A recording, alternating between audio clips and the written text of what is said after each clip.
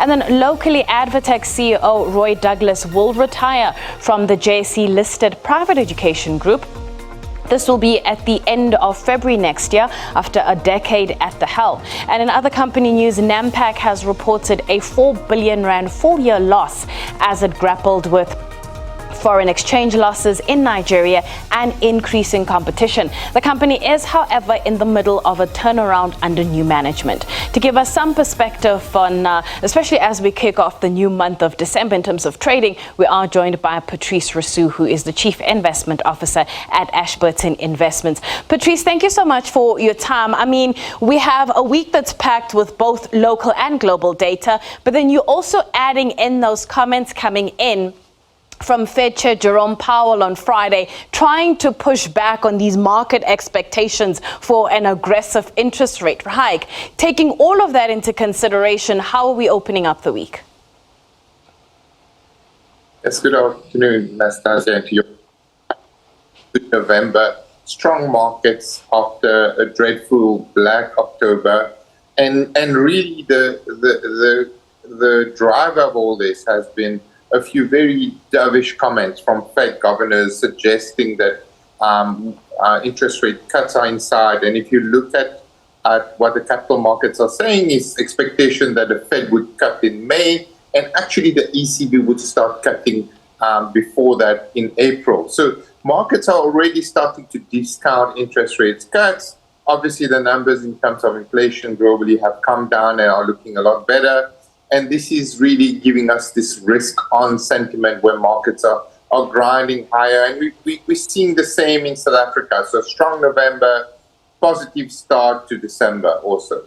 So in terms of company news, we'll put on screen the chart for Nampak. They reported their numbers today, reporting forex losses. They're still spending quite a lot of money in servicing that debt. What do you make of Nampak, especially if you had to look at it since they a foray into the African continent?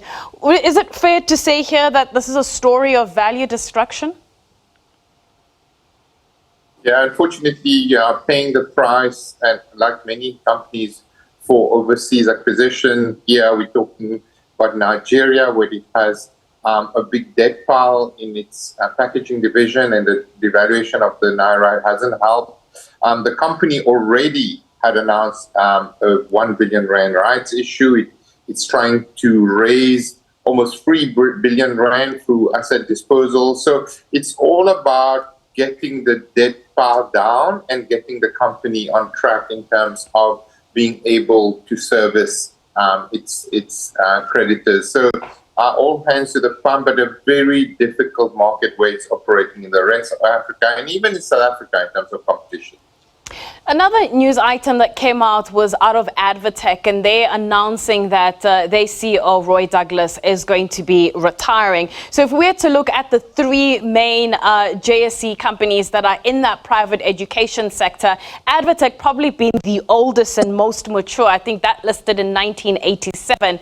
The private education play, I mean, if you had to pick between Kuro, Stadio, and Advertech, which of these would be your star pupils, no pun intended? Yeah, that's a good one.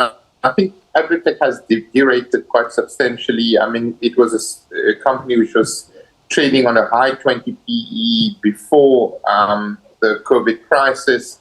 I mean, the share price went from, I mean, showing on the chart, I mean, its share price went from 15, 16 Rand all the way down to 6 Rand. It's now 24 Rands, but the PE is still a very reasonable 15 times. I think they've got some great brands, which a lot of people would recognize, like Crawford, Trinity House, Abbott's College. So I think they're doing a great job. They're quite tentative in terms of their African acquisition. I mean, we spoke about that in the context of Nampak, and with the succession, I think the market is also quite satisfied that it's a well telegraphed handover after Roy Douglas has done a pretty good job in the last 8 years at the helm.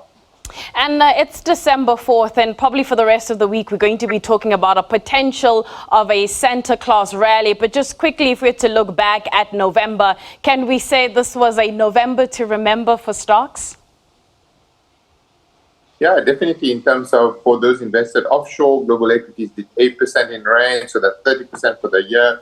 The JSE at least showing signs of some movement at 4% in November. It's been fairly lackluster for the year. The equities on the local bourse have underperformed bonds and cash, but we've seen from the property stocks they were up 6% in November. So I think we're starting to see signs that the JSE is turning the corner. A lot of investors are coming back from foreign investors are coming back, and I think it bodes well, as you say, for Santa Claus rally. Just quickly, as we look ahead, one key piece of data that you're looking out for.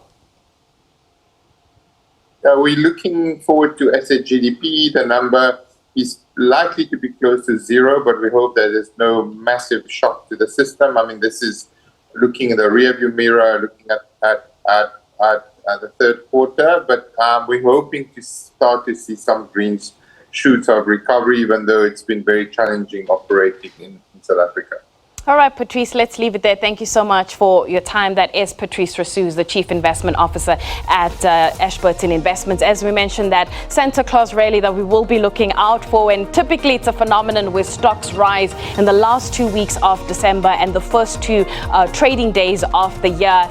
And if we're to look at the S&P 500 since 1994, guaranteeing 75% of positive returns. So investors will be paying attention to that.